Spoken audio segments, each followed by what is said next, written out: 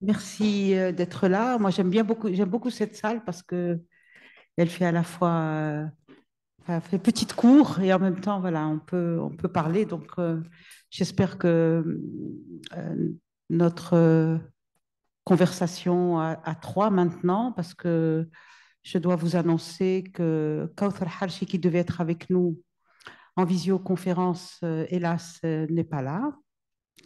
Ça nous a un peu attristés, mais on va essayer de faire qu'elle soit là quand même à travers son ouvrage qui est quand même très parlant en ce moment, en espérant aussi que son empêchement familial ne soit pas trop grave parce que voilà, elle a été obligée de s'absenter et j'espère que ça ira bien pour elle. Donc bienvenue à vous et bienvenue aussi. Alors je suis là aussi avec une autre absente qui s'appelle Khaoula Almat, qui est ma coéquipière pour le cadre dans lequel se déroule cette rencontre, qui est un séminaire organisé à l'IRMC et par l'IRMC, sous la houlette de Khaoul Al-Matri, qui est sociologue à l'Université de Sousse, sur le thème chercheureux et féministes. C'est un séminaire qui a été initié l'année dernière, en tout cas qui a commencé sa première séance l'année dernière, exactement le même jour, le 8 mars dernier, pour parler d'une catégorie de femmes dont on ne parle jamais et d'une certaine façon, j'allais dire, pour des raisons très simples. Pas du tout, comme je disais tout à l'heure, à Céline Douce, on parle beaucoup de l'invisibilité des femmes, mais il y a aussi des invisibilités désirées, des invisibilités presque de conditions, comme les invisibilités de chercheurs. Voilà. Les chercheurs, ce sont des gens, hommes ou femmes du reste, assez invisibles parce que leur métier n'est pas, n'est pas un métier de la visibilité, quoi. Voilà. Mais en même temps, à l'intérieur même de la catégorie des chercheurs et des personnes qui travaillent dans le champ scientifique, on le sait aussi, quand on est femme, on est moins considéré, moins vu, moins, moins, moins apprécié ou peut-être moins reconnu que quand on est homme. On le sait, il y a aussi des inégalités dans ce domaine-là aussi. Et on sait aussi que les inégalités symboliques sont très importantes et la science est un terrain symbolique par excellence. Alors voilà, c'est la cinquième séance de ce séminaire qui s'appelle Chercheurs et féministes, qui veut explorer la façon dont les femmes, chercheurs, qu'elles soient enseignantes ou chercheurs, c'est-à-dire transmetteuses de sciences, ou bien à la découverte aussi de nouvelles théories, de nouvelles méthodes, que ce soit dans les sciences sociales, dans les sciences qu'on appelle dures, etc. Comment est-ce que ces femmes peuvent aussi être dans un engagement féministe? Alors, nous avons reçu des médecins, nous avons reçu des juristes, nous avons reçu aussi des sociologues, etc., qui nous ont expliqué comment, sans du tout se proclamer ni crier au féminisme militant, ont passé 30 ou 40 années de leur vie à écrire des textes sur l'héritage, à travailler sur la folie, à s'occuper des familles aussi ou, avec des violences, etc. Et que tout leur travail de chercheurs ou de chercheuses était un peu voilà, leur cheval de bataille, en fait. C'était leur métier, leur travail de l'ombre qui était un peu leur métier. Alors aujourd'hui, chaque séance de ce séminaire, on est à la cinquième, a été, pour moi, je trouve ça très bien pour moi parce que j'accompagne Khaoul Al-Matri dans ce séminaire d'une façon qui me stimule beaucoup parce qu'à chaque séance, nous-mêmes, on découvre une autre manière de parler un peu des femmes de l'ombre ou des femmes qu'on ne voit pas ou des femmes qui font le travail comment dire, qui font un travail aussi très ardu, souvent de très grand labeur comme des danseuses, par exemple, voilà, qui répètent pendant des centaines et des centaines d'heures pour des performances d'une demi-heure ou d'une heure, voilà, ou des chercheuses comme Perrine, qui prend des notes tout le temps. Euh, pour rattraper un peu tout ce qu'on doit rattraper. Voilà, c'est-à-dire que c'est aussi ça le travail de l'ombre, c'est-à-dire c'est aussi un travail qui consiste à montrer comment est-ce que la recherche est un travail de création et comment le travail de création est un travail de recherche. Voilà, c'est aussi ça que veut illustrer cette séance. Dommage que Kauthar Hash ne soit pas là, mais pour lui rendre hommage et pour lui souhaiter aussi bonne chance, je voudrais quand même vous parler d'elle, puisque je suis sûre que beaucoup d'entre vous sont venus pour elle et pour son bouquin. Alors, Kauthar Harchi, alors je veux dire d'abord que Kauthar Harchi est passée par l'IRMC, donc pour nous, c'était aussi important qu'elle repasse aujourd'hui dans le cadre de ce séminaire. Hélas, elle n'est pas là. J'espère qu'elle reviendra un autre jour à Tunis. Alors, elle a d'abord été écrivaine, alors très jeune, hein, c'est une femme très jeune. Elle a d'abord été écrivaine. Alors, moi, je l'ai connue chercheuse à l'IRMC. En tout cas, elle était en train encore de rédiger sa thèse. Et puis, sociologue. Elle aimait les sociologues de la langue et de la littérature française et beaucoup sur la réception de la langue française et de ses usages aujourd'hui en France. Et je trouve que son travail a une certaine cohérence parce que d'une certaine façon, aujourd'hui, on découvre un peu toutes ces littératures françaises qui viennent d'un peu partout, et pas seulement de France, mais aussi qui sont faites en France, en langue française, qui peuvent exprimer des conditions aujourd'hui très actuelles qui montrent que la France n'est pas une identité, comme disait Brodel l'autre jour, enfin, il y a quelques 40 ans. Il n'y a pas une identité de la France, que la langue française, et ce sont des langues françaises, que la littérature française, ce sont des littératures françaises. Et je trouve que Kauthar Hashi, effectivement, illustre bien cette nouvelle manière un peu de ne pas séparer la littérature française de la littérature francophone. Voilà. Maintenant, il y a une nouvelle manière de dire, on dit les littératures francophones pour faire contemporain, pour faire moderne, mais on pourrait dire des littératures françaises des Caraïbes ou des littératures françaises d'Algérie ou la littérature française de, de voilà, de plusieurs endroits dans le monde. Je ne veux pas dire des bêtises géographiques comme ça de tête. Alors, le roman sur lequel nous étions, on voulait faire de son roman Comme nous existons, le pivot un peu de cette séance. Alors, c'est un très joli texte. Je ne sais pas s'il est à la bibliothèque, alors je m'adresse un peu au responsable de la bibliothèque. Vous l'avez à la bibliothèque? Tant mieux. Bah, ça, c'est le nôtre. C'est le nôtre, hein, c'est pas celui de la bibliothèque. Mais ce que je veux dire, c'est que vous pouvez le lire. Vous pouvez le lire. C'est un très joli texte qui, justement, est une sorte de, comment dire, de retour en arrière sur la manière dont Kauthar El-Harchi, qui est une franco-marocaine, a commencé à peut-être à sentir euh, d'où elle venait. Ben, j'essaie de résumer comme ça, tu me diras si tu l'as senti un peu comme ça.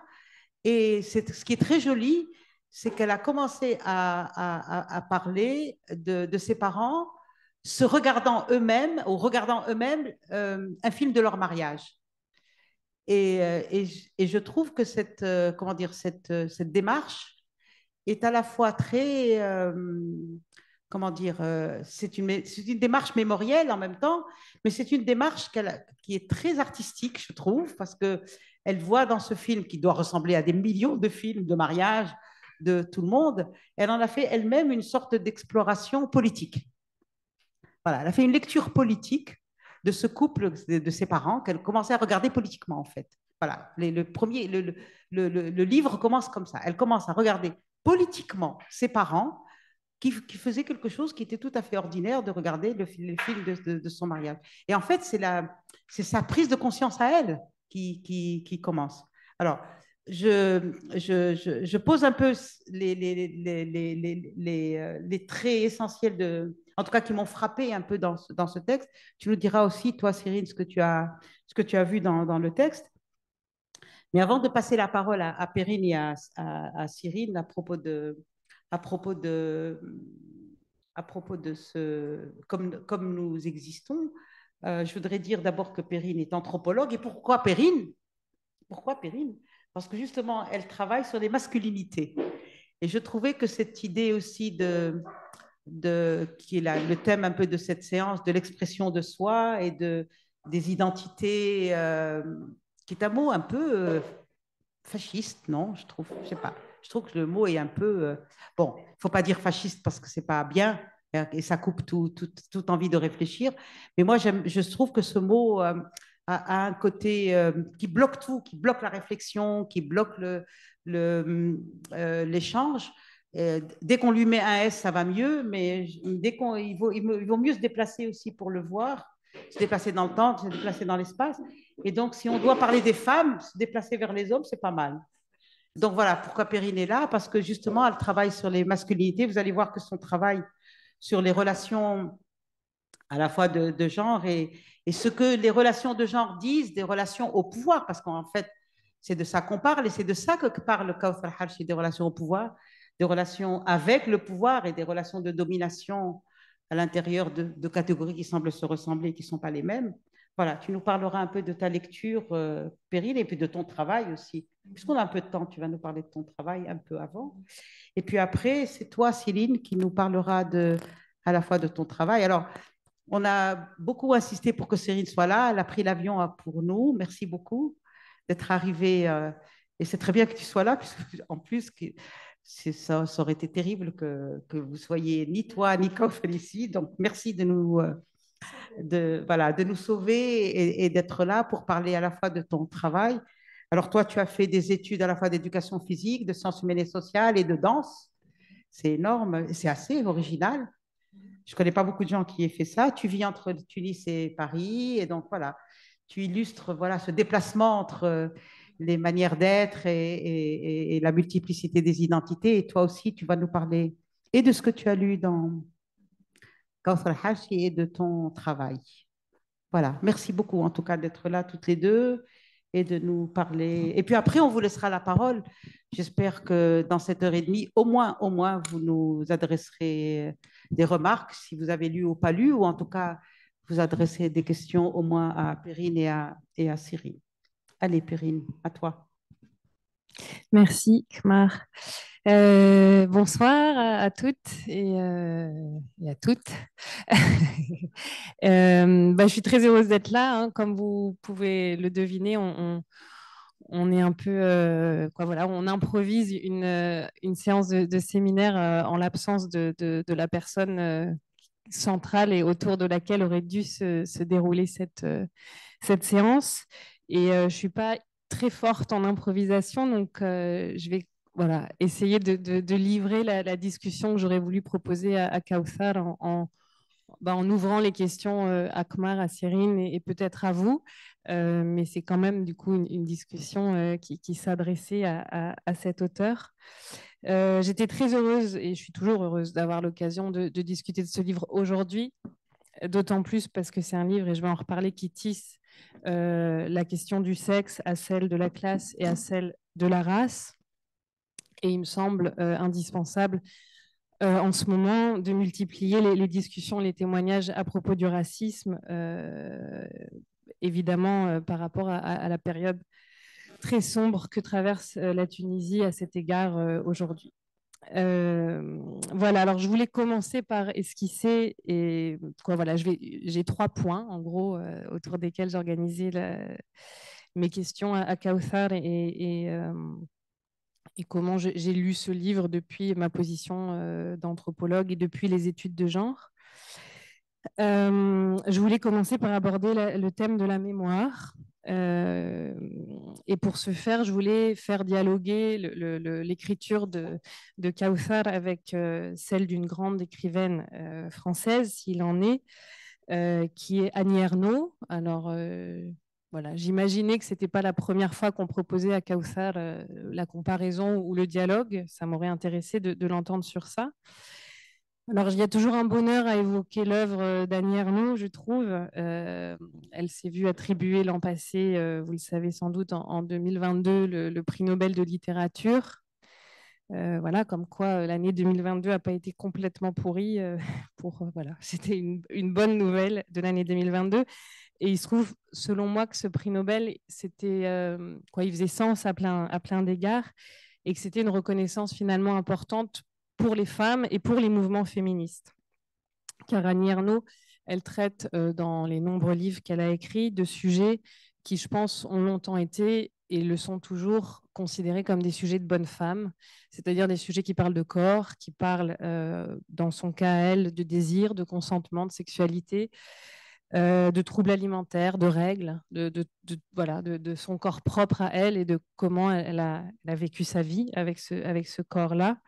Et je pense ici particulièrement à un livre qui s'appelle Mémoire de fille, qu'elle a écrit et qu'elle a publié en 2016, qu'elle a écrit, je crois, pendant de longues années, et qu'elle a qualifié, Annie Ernaux, d'œuvre centrale autour de laquelle tournent les autres. C'est assez intéressant comment elle le décrit. Et c'est un ouvrage autobiographique dans lequel il y a deux personnages, la fille de 1958, qui a 18 ans, qui est Annie Ernaux à 18 ans, et la fille du présent, qui est l'écrivaine qui écrit ce texte. Et cette écrivaine qui va à la recherche de cette fille de 1958, qui va à la recherche des traces de cette fille, qu'elle désigne comme étant une étrangère dont elle a la mémoire. Voilà, et ça m'intéressait du coup de questionner Kawthar sur ça, sur la manière dont elle était partie en quête de son histoire à elle, puisque l'ouvrage commence à peu près, elle n'est pas petite fille, mais voilà, de la grande enfance jusqu'à sa vie d'adulte, et comprendre voilà, qu'est-ce qui fait obstacle à ce travail de mémoire quand on est devenu soi-même autre. Donc ça, c'est voilà, une question qui peut s'adresser et qui pourra être discutée plus largement. Et par rapport à cette question de la mémoire, revenir sur le thème du corps, qui est finalement présent, on pourra en parler, Cyrine, finalement, je trouve assez présent tout au long de l'ouvrage, mais je trouvais toujours également un petit peu tenu à distance, car toujours déjà pris dans un discours très maîtrisé, évidemment, comme si Kawthar nous disait que le corps n'existait que déjà pris dans les rapports sociaux de pouvoir. C'est-à-dire qu'il était déjà finalement formulé à travers ces rapports sociaux de pouvoir qui, dans le cas de Kawthar, s'additionnent et se conjuguent les uns avec les autres, puisque l'histoire familiale de Kawthar fait porter à la narratrice fait porter au corps de la narratrice, pardon, les stigmates à la fois d'un sexe, d'une classe et de ce qu'elle appelle une post-colonialité. C'est comme ça que je l'ai entendu et que je l'emploie là. Et je trouve qu'il y a dans ce livre, notamment sur la question du corps, des réflexions sur la beauté qui sont d'une grande finesse. J'y reviendrai notamment, et je pense à il y a un passage le passage de la piscine, justement, on en parlait. La narratrice est invitée j'en reparlerai aussi tout à l'heure, chez une camarade de classe à une après-midi autour d'une piscine et Kawthar, donc qui observe ces jeunes femmes de son âge qui s'amusent dans l'eau et qui est ramenée très brutalement à son corps et à l'habitus de classe à travers lequel elle habite ce corps. Et à cette évidence d'une différence voilà, dans la manière de vivre ce corps. Et j'ai apprécié, tu parlais notamment des masculinités Khmar, j'ai beaucoup apprécié dans ce livre aussi, il y a beaucoup de passages sur le corps des hommes, sur les garçons du lycée, les garçons de l'université, ce qu'elle appelle les garçons blancs, les passages aussi sur les parents de la narratrice et notamment sur le corps de son père, sa démarche, la tenue de ses bras, de ses mains, de sa posture. Et je trouve très important, à travers l'écriture d'un texte comme celui-ci, et même si la formulation peut paraître très évidente et peut prêter à sourire, mais c'est important de nous rappeler que les hommes aussi ont un corps. Et du coup, j'aurais voulu entendre Kawthar sur ça, sur cette question des corps des hommes et des corps des femmes, et en la liant à cette question de la mémoire. Et là, je pense que Cyrine, ça pourra aussi nourrir une discussion avec toi. Est-ce qu'il existe une mémoire qui ne soit pas corps? Est-ce que voilà, est-ce qu'on Est-ce que les deux sont des synonymes? Je ne sais pas, est-ce qu'on est autre chose que ce corps-mémoire? Donc j'en arrive à mon deuxième point, qui peut-être est encore plus ancré dans l'actualité de ce 8 mars, qui tourne autour d'une question importante qui traverse notamment les mouvements féministes aujourd'hui et qui, je trouve, se pose dans l'œuvre de Kawthar, qui est la question de l'existence d'une cause commune aux femmes. Est-ce qu'on partage quelque chose parce qu'on est femme? Est-ce qu'on peut faire front commun parce qu'on est femme? Et il me semble qu'il y a beaucoup de finesse aussi c'est une question qui est très importante et qui est très cruciale politiquement, évidemment. Et je trouve que ce livre l'aborde avec beaucoup de finesse autour du motif de l'injure et de l'insulte. Et je reconvoque là le personnage de Laetitia, donc, qui est la personne chez qui il va y avoir l'après-midi à la piscine. Laetitia, donc, qui est cette camarade très belle, qui incarne un petit peu cette beauté blanche, on pourrait peut-être le dire comme ça, qui incarne aussi peut-être un racisme ordinaire, quoi. C'est à voir, mais qui est un personnage très important. Il n'y a pas beaucoup de personnages qui ont des prénoms dans ce livre, mais Laetitia en a un.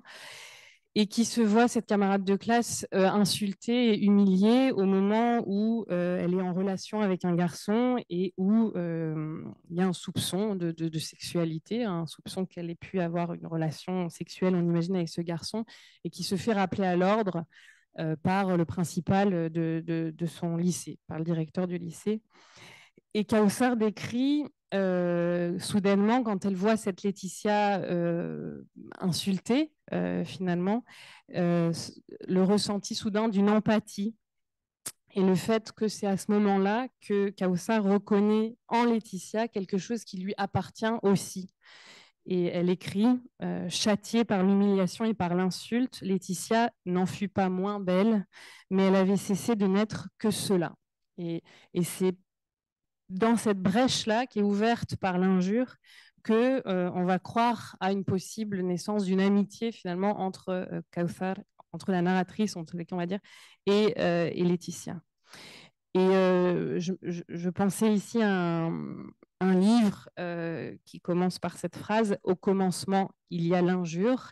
C'est un livre de Didier Ribon, qui est un sociologue français, un livre qui s'appelle « Réflexion sur la question gay », et qui exprime, donc c'est la thèse de Didier Ribon, que pour lui, c'est bien l'homophobie qui crée l'homosexuel, hein, et que l'insulte, comme forme de langage, elle préexiste à nos existences, aux individus, et en ce sens, elle les façonne. Et alors cette formule-là, elle se retrouve, je trouve, elle se retrouve de mille manières dans les études féministes et les études de genre. Et c'est même un des postulats finalement de ces champs théoriques et politiques. On peut penser à Simone de Beauvoir, qui est une sociologue française, qui a bien dit, entre autres, que c'était bien l'oppression qui crée la femme.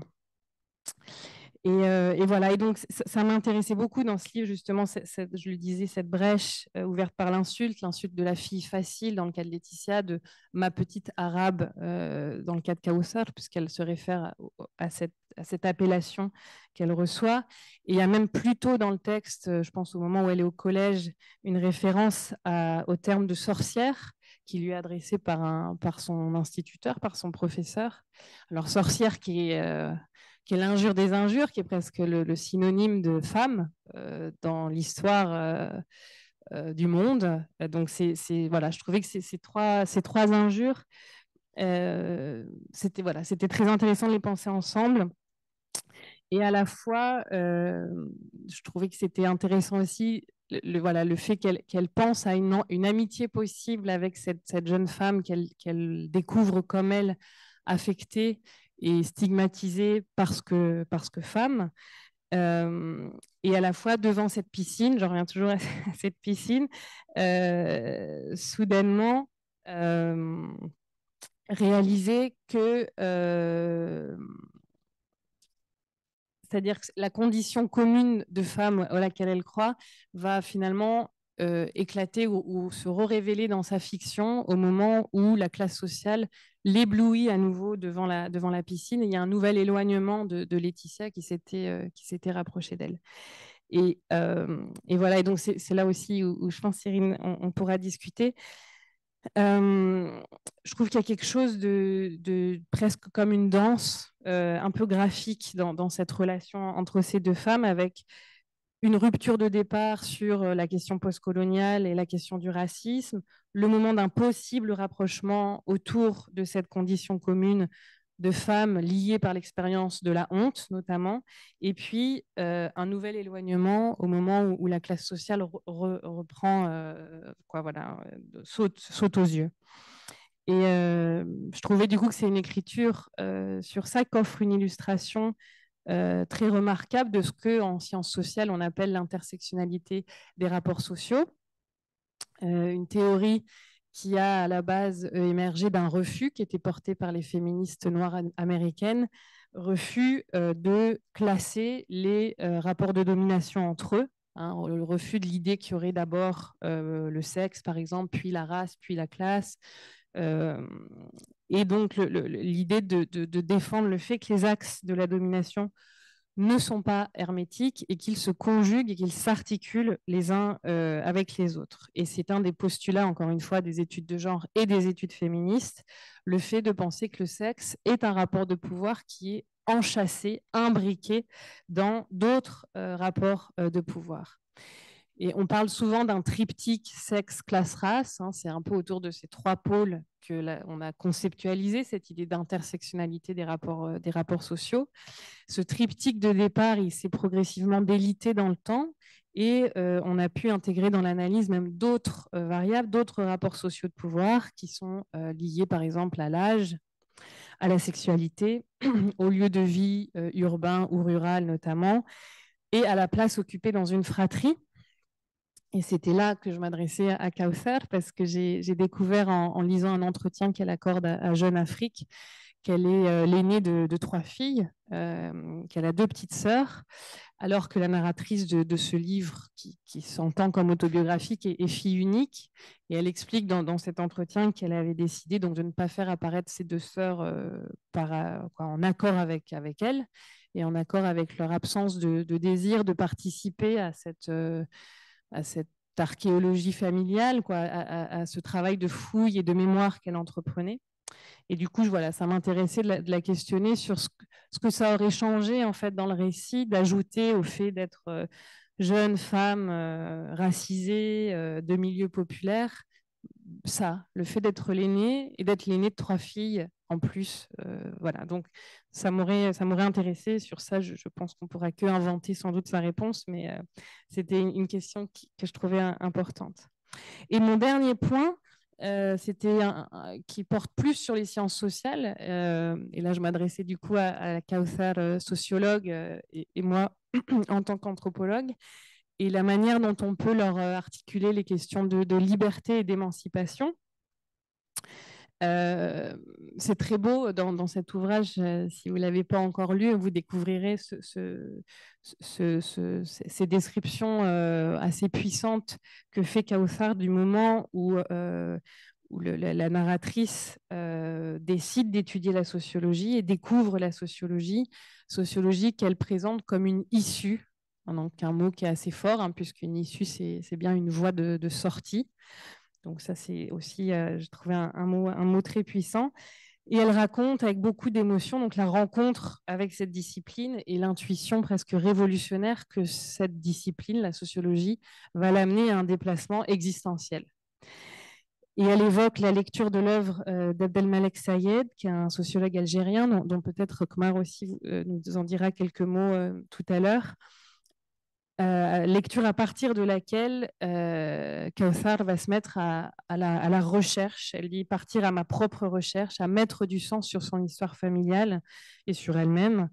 Et je pense aussi à Annie Ernaux qui répète beaucoup dans ses entretiens aussi la révélation. Elle parle de révélation à la lecture du second sexe, du deuxième sexe de Simone de Beauvoir, toujours cette sociologue française, une révélation qui vient à la fois mettre du sens et une révélation à la fois douloureuse parce qu'elle se découvre comme agie par la honte, agie par son sexe et prise dans des structures sociales qui la dépassent.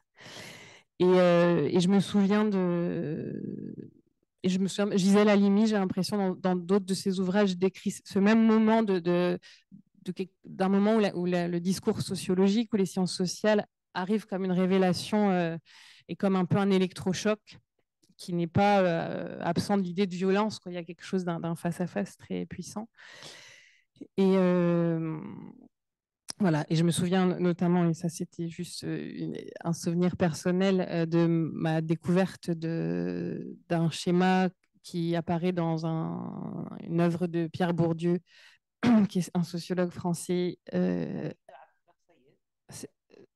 Oui, oui, là, bien sûr, oui, un grand ami même d'Abdelmalek Sayed, et qui a fait un schéma, je ne sais pas si vous voyez, avec 2 axes, comme ça, il y a le capital économique, donc les ressources financières, patrimoine qu'on a, capital culturel, hein, le rapport qu'on a à la culture, et puis il place les individus comme ça selon ces 2 axes, et pour chacun de ces petits pôles, il indique les musiques que les personnes vont écouter, les repas que les personnes vont apprécier, voilà, tout ce système de ce qu'on appelle le goût. Et je me souviens voilà, l'avoir découvert à 19 ans dans mes études et avoir été prise d'un très grand vertige de me voir ainsi positionnée sur ces axes avec une précision ouais, tout à fait vertigineuse. Le parcours, l'histoire, la biographie de Kauter à des endroits différents, bien entendu. Et donc, je ne suis pas encore arrivée à la scène de la piscine, mais puisque je viens d'avoir le livre entre les mains, donc voilà, j'ai commencé à le parcourir. Et moi, ce qui m'intéresse beaucoup dans ce récit, de la part de Kauter ou d'autres personnes issues de l'immigration, c'est de voir à quel endroit, étrangement, son récit à elle me renvoie une forme de miroir, de reflet, et à quel endroit et pourquoi ça vient m'interpeller.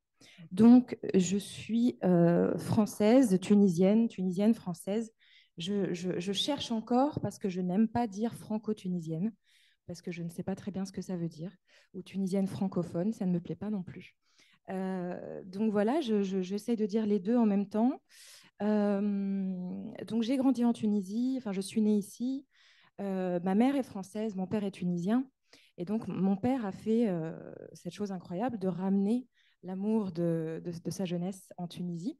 Et elle a fait aussi ce choix incroyable de le suivre.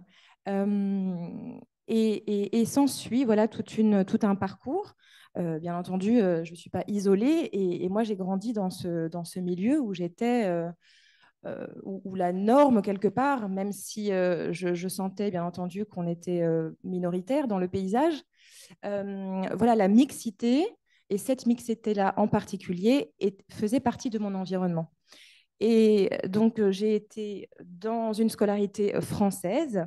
Ça a été peut-être questionné, je ne sais pas, mais en tout cas, ça a été la voie qui a été envisagée pour nous, mon frère et moi. Et donc, voilà, ce parcours d'enfants issus d'un métissage français, tunisien, voilà, en Tunisie, etc., ça m'a exposé quand même à tout un tas de situations qui m'ont toujours interpellée, questionnée sur finalement qui suis-je dans cette société, qui suis-je lorsque je traverse la Méditerranée, d'où suis-je, où je me reconnais, où à quoi j'appartiens. Voilà, et pendant très longtemps, ces choses-là, voilà, c'était des points d'interrogation très en suspens. Et puis, ça a commencé à, voilà, c'est des choses qui me traversent, qui me questionnent depuis plusieurs années. Et avec cette création, je ne sais pas si c'est l'ère du Covid qui a fait que, voilà, il y a quelque chose voilà, des éléments comme ça qui m'ont encouragée, en tout cas, dans cette démarche, de manière un petit peu plus affirmée ou radicale, je ne sais pas. Donc, dans ce récit de Kautar, moi, ce qui m'interpelle beaucoup, c'est que j'étais fascinée déjà enfant quand donc je voyageais en France, je traversais la Méditerranée avec mes parents en bateau, donc on faisait le voyage inverse pour aller visiter de la famille, des amis en France. Et c'était mon seul rapport finalement avec enfin, la géographie française en termes de territoire, de découvrir ce pays, etc. Et comme un territoire de vacances uniquement. Et puis, je rencontrais des cousins, des cousines de ma génération qui avaient fait ce chemin inverse, dont les parents étaient issus de l'immigration, qui s'étaient installés du côté de ma famille tunisienne, qui s'était installée en France. Et j'étais fascinée, en fait, de voir ces cousines que je peux identifier à Kautar, par exemple, et de me dire, mais qu'est-ce qu'elles ont que je n'ai pas et qu'est-ce que j'ai qu'elles n'ont pas, finalement, et où est-ce qu'on se ressemble. Donc j'avais cette, comment dire, cette intuition de quelque chose qui nous reliait avec des parcours complètement différents, opposés, je ne sais pas, mais voilà, chacune d'une part et d'autre de la Méditerranée, et avec des récits et des parcours très différents. Donc voilà, dans ce travail, j'affirme et je nie, mais c'est surtout une question que je pose. Donc je ne suis pas blanche aussi pour questionner bien sûr les couleurs et envisager et parler de couleurs invisibles. Si seulement on pouvait ne pas s'appréhender uniquement, ou en tout cas d'un premier abord par rapport à la couleur de la peau. Et à un moment donné, je crois que Kauser parle de ça, je ne sais plus si dans son livre ou dans une vidéo que j'ai écoutée d'elle par rapport aux notions d'assignation, justement. Et évidemment, l'assignation, elle a lieu de manière immédiate par rapport à des critères visibles. Et du coup, à partir de là, tout un tas de conclusions sont opérées et voilà, des logiques d'assignation ou d'injonction, etc., opèrent. Voilà, j'espère que je ne vais pas trop sauter du coq à l'âne. Donc, par rapport à l'identité, c'est vrai, comme tu disais tout à l'heure, Rmal, que c'est un terme tellement galvaudé, tellement entendu, enfin, qu'on n'aime plus beaucoup, hein, qui n'est pas très joli. Mais effectivement, je l'aime mieux au pluriel. Et c'est comme s'il ne pouvait être au pluriel, parce que finalement, on n'est jamais qu'une seule chose à la fois. Euh, et, euh, et là où on peut faire front commun par rapport à ce que tu disais tout à l'heure, je pense que c'est là où on se croise sur les chemins justement de l'intersectionnalité. Et là où on se croise, et le récit de Kauter avec Laetitia, c'est ça, c'est là où on se croise dans nos fragilités. Et c'est là où ces fragilités, quand elles se rencontrent, deviennent des forces. Donc, bien évidemment, en appartenant éventuellement à des sphères complètement différentes, en venant d'horizons très différents, etc. En fait, bah, c'est le lieu de la rencontre. À quel endroit est-ce qu'on se rencontre? Et j'aime vraiment beaucoup ce nouveau concept. Je ne sais pas si c'est juste comme terme, parce que moi, je ne suis pas chercheuse scientifique, mais de l'intersectionnalité, c'est-à-dire de se considérer toutes et tous vraiment à partir de cette juxtaposition, superposition. Et dans le travail que j'ai mené, justement, j'ai été obsédée par cette notion de couche, de strate. Et j'avais toujours cette idée en tête dans le travail de recherche, d'éplucher et d'éplucher et d'éplucher encore pour essayer d'aller voir au cœur du fruit ce qu'il y a. Et donc de l'ombre à la lumière aussi, je rebondis. Voilà, ce travail de recherche, bien évidemment, j'ai créé un spectacle, donc il fait 50 minutes. C'est un format qu'on peut voir sur une scène éventuellement, mais il est nourri de tout ce travail de l'ombre, de toute cette réflexion, de toute cette recherche aussi à travers la mémoire de mes parents, de ma famille, et de cet état, de ce nouvel état de conscience aussi dans mon rapport au monde et dans mon rapport à justement qu'est-ce que je suis ou ce que je suis raconte du monde en fait. Donc c'est pas un jeu comment dire, égotique. C'est un jeu pluriel et c'est aussi finalement un nous pour moi. Donc voilà, c'est qu'est-ce que c'est aujourd'hui être métisse. Parce que je disais tout à l'heure, dans l'identité, finalement, on n'est jamais qu'une seule chose à la fois. Mais lorsqu'on est tout un tas de choses ou d'identités qui appartiennent éventuellement à une catégorie relativement normée, avec plus ou moins de distance, les choses sont homogénéisées, assimilées, validées, acceptées, etc. Dès lors que les identités, il commence à y avoir de la distance entre, ça commence à devenir compliqué. Donc là, il y a tout un processus aussi de négociation. Et voilà, je ne sais plus pourquoi je disais ça, l'identité plurielle. Oui, donc ce rapport de négociation permanent entre toutes ces identités. Voilà, j'ai perdu le fil. Le corps et la mémoire. Oui, parce que du coup, je saute par rapport à tout ce que j'ai noté. Ouais, ça va? Bon, bah super. J'adore cet exercice. Non, c'est vraiment passionnant, en tout cas, d'avoir ces échanges-là. Et moi, j'ai très envie, en tout cas, c'est assez personnel, dans le travail que je fais et que je commence à faire ou qui s'ouvre devant moi, je ne sais pas, d'avoir aussi ce temps d'échange et de parole autour aussi de mon travail de recherche qui n'est pas un travail d'écriture. Je veux dire, je n'écris pas des textes, etc. Quoique, je le fais, mais ça reste pour moi. Mais autour des œuvres vraiment et de tous les processus en fait qui animent l'artiste, le chorégraphe, le metteur en scène, etc. Pour aller sur la scène. Et c'est vrai que du coup, j'ai maintenant envie de faire de l'art de cette manière-là ou d'utiliser la danse de cette manière-là. Avec un propos, une position, un regard, un certain regard sur le monde, sur les choses. Et c'est là aussi où je rejoins le livre de Kauthal sur cette lecture politique dont tu parlais de ses parents. Elle ouvre donc le récit comme ça. Effectivement, cette scène, elle est cinématographique aussi, elle est très belle. Et donc, il y a cette superposition de chant, d'historicité, de temporalité. Donc, c'est très beau. Donc, il y a cette traversée du temps. Et donc, effectivement, je pense qu'il n'y a pas de mémoire sans corps et de corps sans mémoire. Donc, j'ai travaillé aussi dans cette pièce-là, Je ne suis pas blanche, sur un récit familial.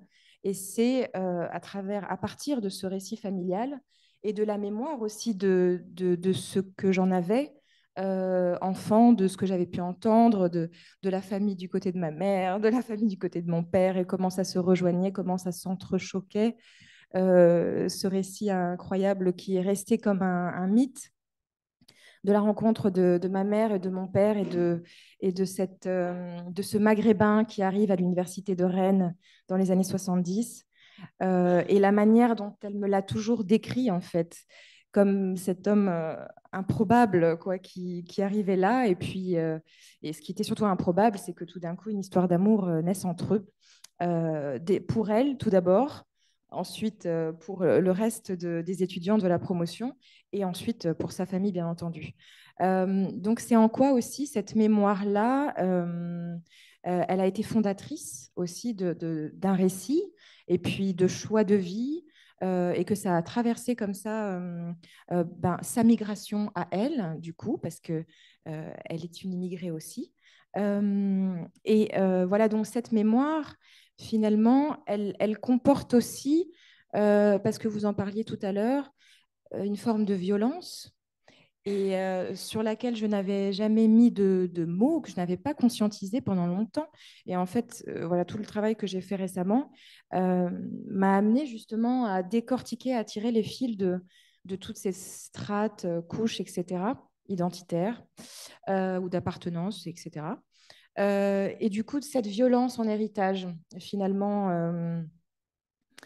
la violence en héritage, qu'elle soit dite, qu'elle soit conscientisée ou pas, elle nous construit aussi et c'est un endroit aussi de négociation. Donc voilà, je ne suis pas blanche, ça résonne avec tout ça. Je voulais dire quelque chose sur la violence en héritage. C'est pas grave. Et oui, parce que je voulais parler de... Oui, je parlais de la lecture politique. Oui, donc en fait, c'est par rapport à donc cette double appartenance, ce que je trouve aussi très intéressant chez Kauthar, parce que je l'ai écouté un petit peu sur des vidéos qu'on peut trouver en ligne, c'est de se définir tantôt comme française et de se définir tantôt comme arabe. Et il n'y a rien qui se nie, en fait. Euh, Tout est vérité. Et oui, comme nous existons. Et donc ce rapport à la dualité, euh, voilà la lecture en fait de comment elle aussi, elle met des mots sur son récit et sur son appartenance et comment elle arrive aussi peut-être enfin, elle se pose cette question, la quête de sens en fait de qui elle est et après tout ce parcours-là et cette violence du coup en héritage qu'elle a mis plus ou moins aussi du temps à identifier, conscientiser, etc. Et puis je voulais revenir aussi sur le déséquilibre dont tu parlais tout à l'heure pour créer. Effectivement, en tant qu'artiste, je crois que c'est impossible de... Enfin, c'est impossible. Il faut toujours quelque chose qui nous anime, mais surtout quelque chose qui nous dérange un petit peu pour aller chercher, voilà, en tout cas, une écriture et être mobilisé, en fait, pour aller investiguer, chercher et créer. Enfin, je pense que ça vient vraiment du fond de soi. Bon, en tout cas, c'est comme ça que je l'envisage de plus en plus aujourd'hui.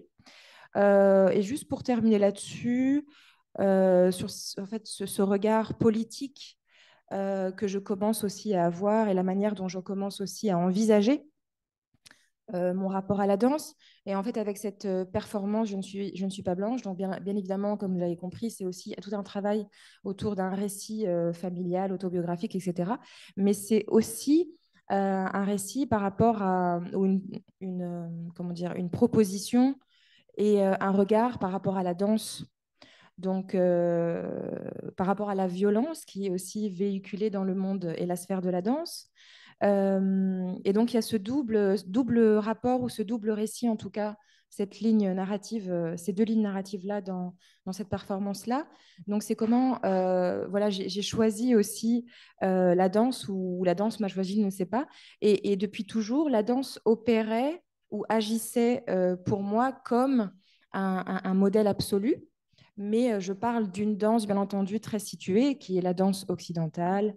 Euh, bon, française éventuellement, mais pas que, avec toute une histoire de la danse incroyable et puis voilà qui agissait quoi, comme petite, comme un objet de fascination et qui continue d'agir de la sorte pour beaucoup de jeunes filles et garçons également. Et du coup, voilà, c'est le parcours que j'ai fait avec la danse qui m'a aussi amené à rejoindre peut-être mes questions identitaires, les questions de l'assignation, les questions des injonctions. Et finalement, qu'est-ce qui fait qu'on peut appartenir à un certain milieu artistique, en l'occurrence là de la danse, avec des critères, des enjeux, des canons de beauté, de virtuosité, de technicité ou pas, etc. Donc voilà, pour rejoindre aussi cette idée d'intersectionnalité, comment les choses se rencontrent, se croisent, et c'est tout ça que j'ai voulu aussi aborder dans cette pièce. C'est pour ça que je dis voilà, que c'est vraiment de la recherche et que c'est tout sauf une réponse avec un point final, mais c'est vraiment un processus et un point d'interrogation que je souhaite vraiment engager et partager avec les publics, le public. Voilà. Désolée pour une petite digression. Non, mais une digression demandée, on vous l'a demandé, non? Merci beaucoup d'avoir fait de Kauthar Hachi votre cousine, parce que c'est vrai que c'est une jolie manière de montrer Comment est-ce que... Mais oui, tout d'un coup, ça m'a illuminé un petit peu parce que vous et elle, vous désoxytisez, je sais pas, la condition d'être mélangés, en fait. Et c'est aussi comme ça. Enfin, il faut regarder le monde comme des cousins, quoi. Enfin, on est tous des cousins les uns des autres et d'essayer de comprendre aussi que ces ramifications qui arrivent avec l'histoire. Moi, je suis historienne. Voilà, il faut qu'il y ait une anthropologue ou une danseuse pour dire voilà, qu'on est tous cousins et qu'il faut chercher les liens qui nous lient. Merci, c'était très joli ça, d'être la cousine de Kautar Hashi. J'espère qu'elle va entendre ça. J'espère que ça lui plaira il nous aussi. reste encore un peu de... Non, mais c'était très bien. On a encore un peu de temps peut-être pour des questions, si vous avez des réactions. Est-ce que vous avez des choses à dire, si vous avez lu ou pas, si vous connaissez Kautar Harshi, si vous voulez parler à Perrine de quelque chose ou à Cyrine de quelque chose? Allez-y, n'hésitez pas. On a une demi-heure devant nous. Allez, allez. Dites-nous quelque chose.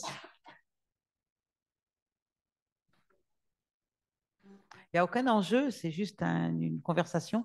C'est pour vous donner envie de lire le bouquin aussi.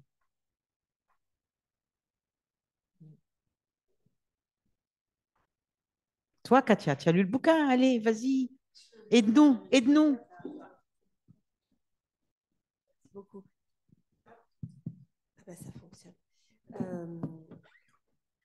Moi, j'ai lu l'ouvrage aussi et je l'ai lu avec énormément de plaisir. Je l'ai trouvé à la fois sociologique et poétique. Mais c'est pas ce que j'allais dire. En fait, je prenais la parole pour répondre à Perrine sur le rapprochement que tu faisais avec Annie Ernaux.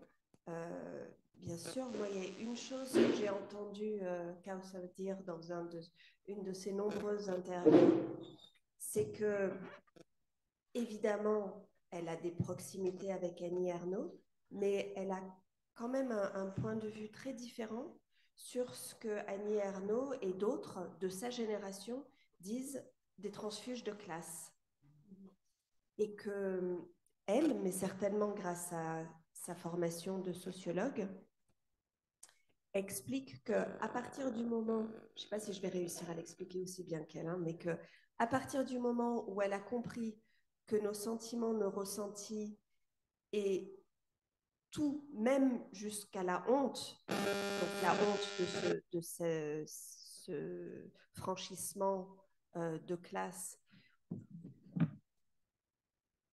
que tout est socialement construit, alors Kauthar Harshi dit que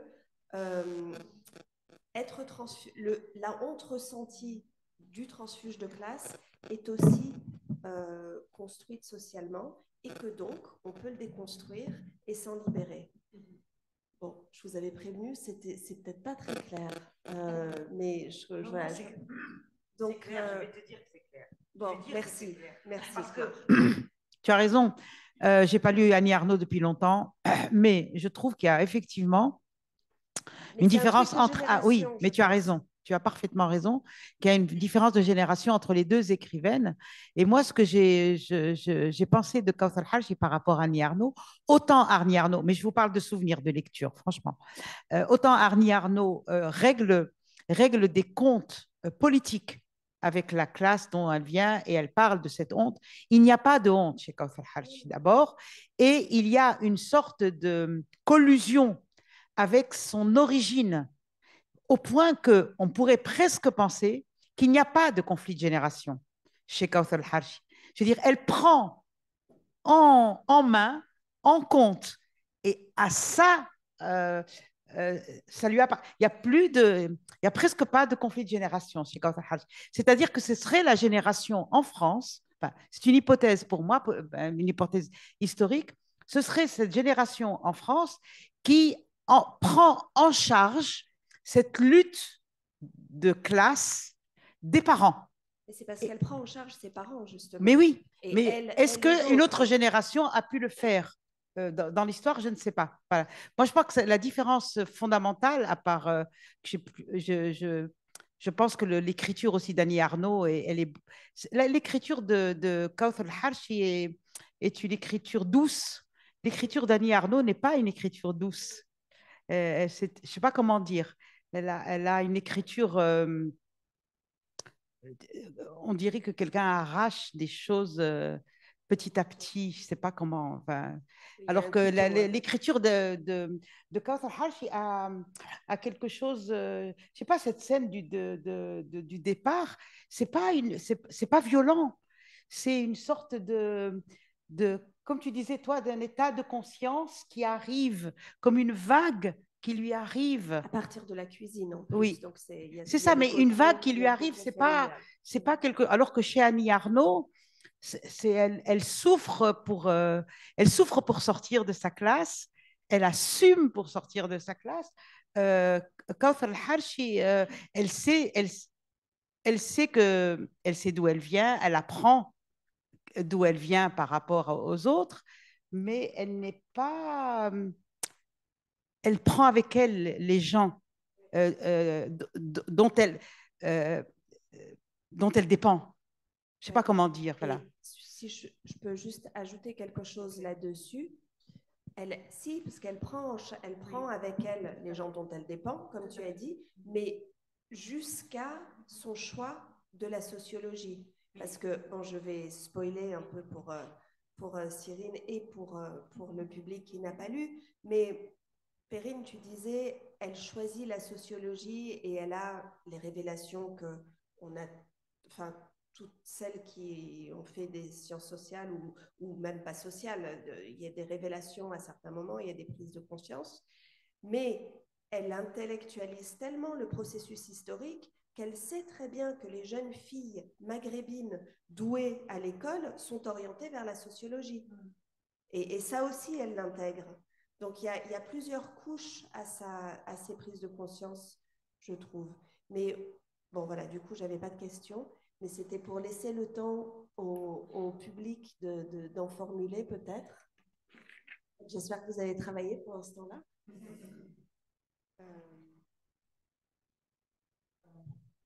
Voilà. En fait, j'ai pas lu le. Merci, merci. C'est pas ce moment de partage. En fait, je m'attendais à voir Kawthar. Voilà, bon, voilà. Mais je l'ai pas encore lu. Et non, en fait, ce qui m'interpelle, enfin, ce qui m'interpelle, en fait, ça fait écho à des films qui ont été réalisés ces dernières années par des cinéastes femmes. Donc, je pense à deux films, Leur Algérie de Lina Soualem, qui est franco-palestino-algérienne et qui en fait filme ses grands-parents dont elle ne connaissait pas l'histoire jusqu'à ce qu'ils se séparent après 60 ans de mariage en Auvergne. Donc, et là, c'est là qu'elle va filmer et interroger, hein, c'est presque un interrogatoire avec la grand-mère, pour essayer de comprendre cette histoire-là qui n'a pas été dite, qui n'a pas été racontée. Et du coup, elle fait un travail énorme de mémoire, en fait. Voilà, et je pense aussi au film de Amansoura, tu nous as séparés, film documentaire de Dorothée Myriam Kellou,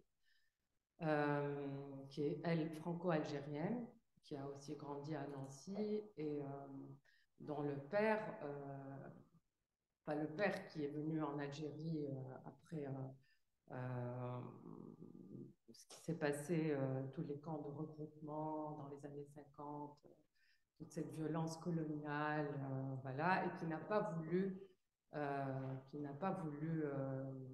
transmettre à ses filles.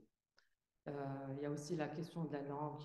Enfin, elles n'ont pas appris la langue, elles n'ont pas connu le pays d'origine de leur père, jusqu'à ce que Dorothée parte faire des études aux États-Unis. Et c'est là où, des études d'histoire, et c'est là où son professeur lui a demandé d'aller questionner l'histoire familiale du côté du père. Il lui a dit, vas-y. Ça a été un moment très important parce que c'est là, elle a pris conscience en fait de cet héritage traumatique et elle a voulu, en prenant son père presque par la main, tu vois, en l'emmenant en Algérie, à Mansoura, donc dans son village natal. Elle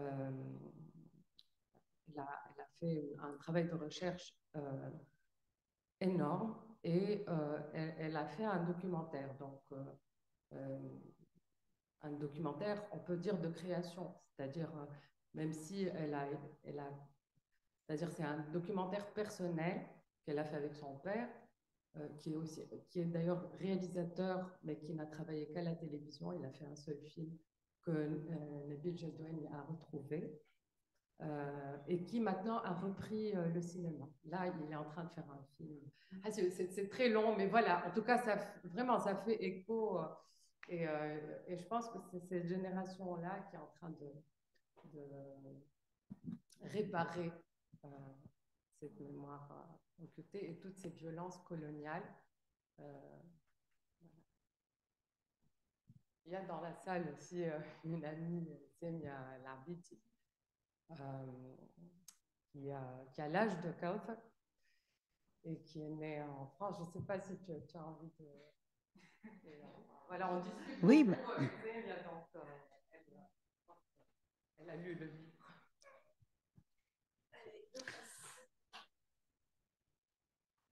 Merci pour vos lectures du livre. En fait, oui, c'est des sujets qu'on aborde beaucoup. Moi, je suis née en France de parents tunisiens, donc j'ai la double nationalité et j'ai choisi de vivre à Tunis depuis 5 ans. Et en fait, je voulais vous poser aussi cette question-là sur la question de génération. Et effectivement, il y a beaucoup de productions, que ce soit littéraires, cinématographiques, on peut dire artistiques, qui s'inscrivent dans le même mouvement que celui qui est porté par Kautar, et qui rejoint ce que tu disais, Az, sur les films de Lina Dorothée, le travail de Nabil aussi.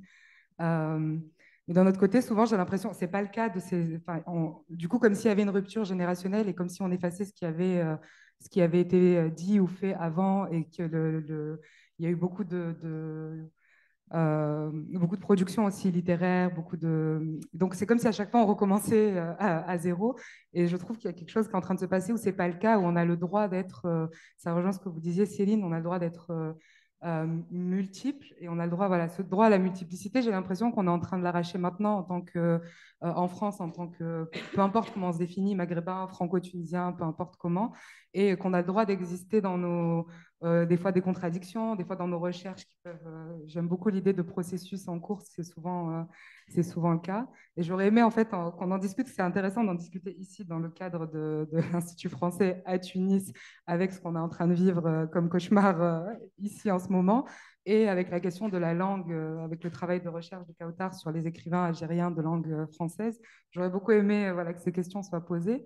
Mais peut-être vous poser cette question aussi là à vous sur cette question. En fait, j'ai l'impression que qu'on a complètement oublié ce qui a été fait avant sur ces mêmes questions-là, où il y a eu l'année dernière, enfin les espaces, on les arrache, j'ai l'impression, pour créer ces discussions.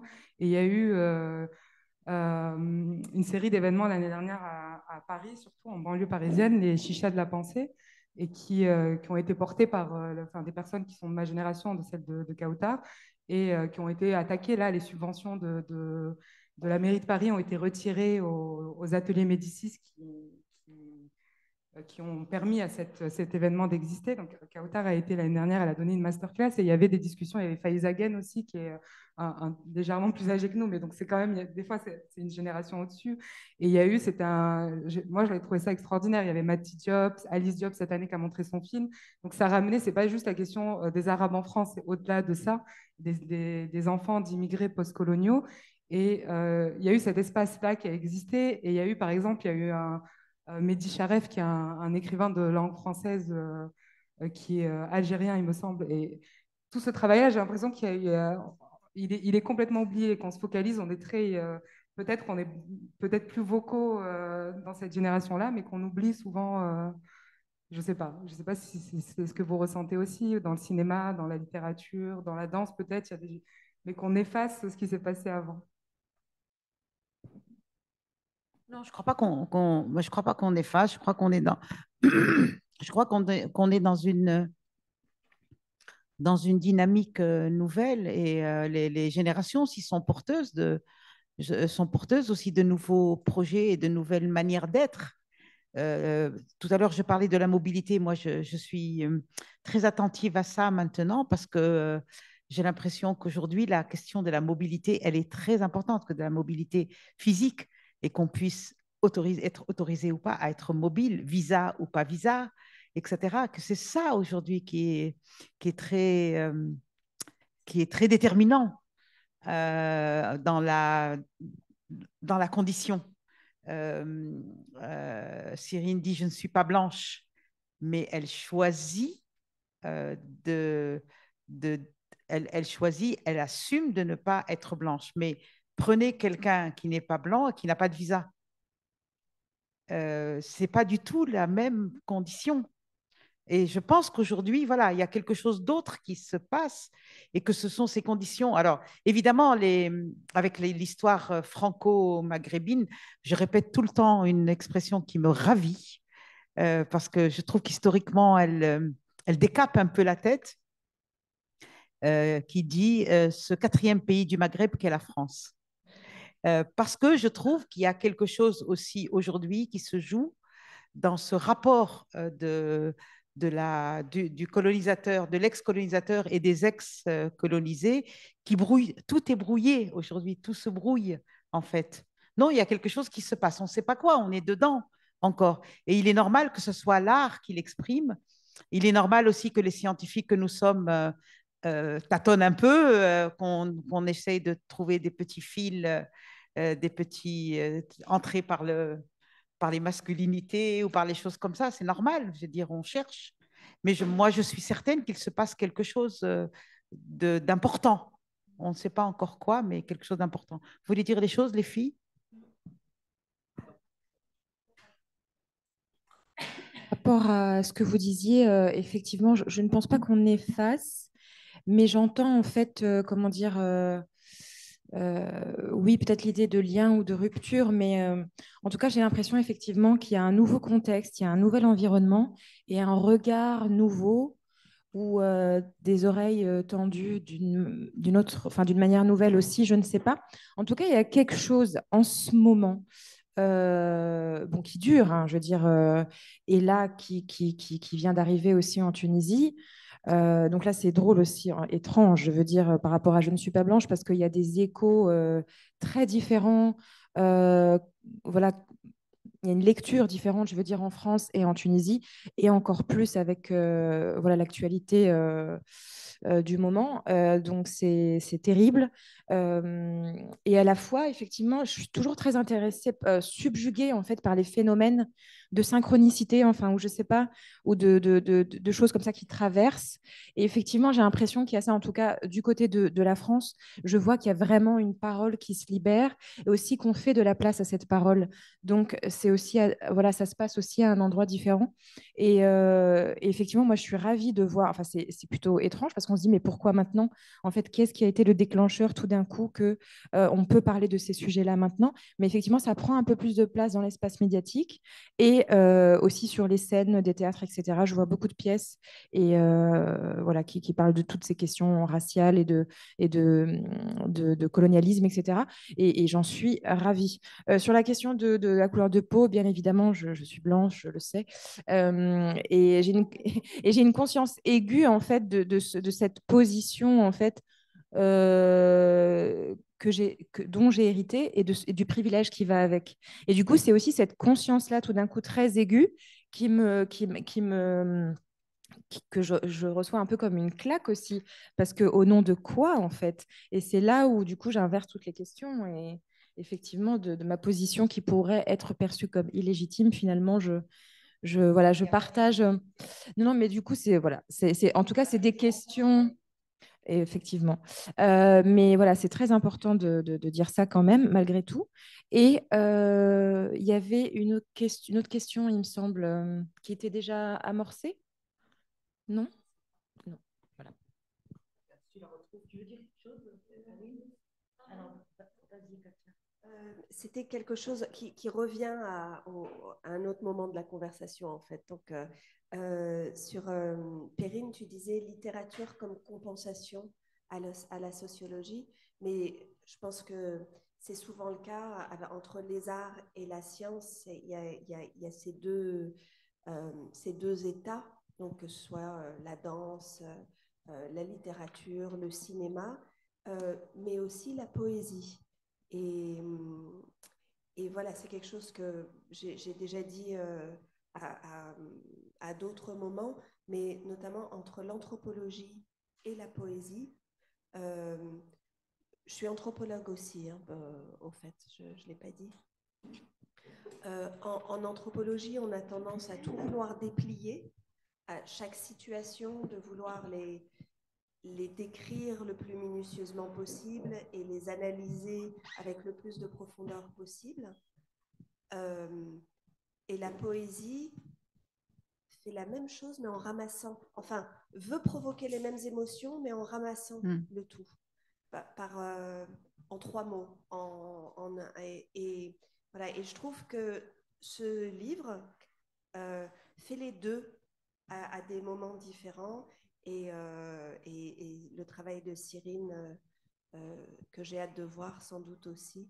Mais voilà, cette histoire sur la complémentarité de l'art et de la science, je voulais rajouter ça. Oui, parce que dans la démarche artistique et dans la démarche scientifique, il faut toujours qu'il y ait cette alternance, on ne sait jamais comment, entre le fait de disséquer, d'analyser, de s'attarder sur des phénomènes qui semblent très, très petits, très minuscules, et puis tout d'un coup, la prise de conscience d'un lien, d'une quelque chose. C'est pour ça que je t'ai dit, il n'y a jamais d'illégitimité, tu vois. Et c'est pour ça que l'art et la science, quand ils arrivent à la capacité de réflexivité, c'est le summum, en fait. Enfin, c'est le summum. Oui, il y a une forme d'accomplissement du geste. Bon, après, il faut qu'il y en ait d'autres. Et ce bouquin aussi permet ça, c'est-à-dire que ça permet de comprendre ce que... C'est bête à dire comme ça, mais ça permet de comprendre ce que c'est qu'une jeune immigrée en France. Comment est-ce qu'une jeune immigrée en France découvre qu'elle est une immigrée en France, comment elle décide de s'en sortir. C'est plat, c'est nul. Voilà, et elle le dit bien, comment elle décide de s'en sortir par quelque chose qui semble être quelque chose de très ringard, faire des études. Et alors, tout le monde sait, nous sommes toutes des femmes, en tout cas moi, de mon âge, si je n'avais pas fait d'études, je ne pourrais pas faire tout ce que je fais. Bon, pour les plus jeunes, faire des études, c'est très normal, mais pour les femmes de mon âge, c'était quand même une sorte d'issue, de sortie. Mais je ne savais pas, moi, que c'était une issue, je l'ai su après. Enfin bon, c'est-à-dire qu'on peut aussi devenir libre sans le savoir, mais si on ne sait pas comment on est devenu libre, on n'est jamais libre. On n'est jamais libre. Et donc, tout ce travail qu'il faut faire tout le temps sur soi, c'est quand même important, que l'on soit du bon ou du mauvais côté de l'histoire. C'est comme ça. Hein. Voilà. C'est pour ça que l'art, la littérature et les sciences, voilà, ça se ressemble, hein, des fois. Ça se rejoint, non? Tu l'as dit, toi, tout à l'heure. Bon, elle nous a laissé en plan, hein? Elle nous a manqué, hein? J'espère que vous lirez son bouquin parce qu'il est très, vraiment, il est très... Voilà, lisez-le, vous ne le regretterez pas. Et puis, j'espère qu'elle reviendra à Tunis, qu'on pourra l'inviter à Azza Samahna. Nous aussi, on était très déçus et merci beaucoup d'avoir été là. Merci beaucoup.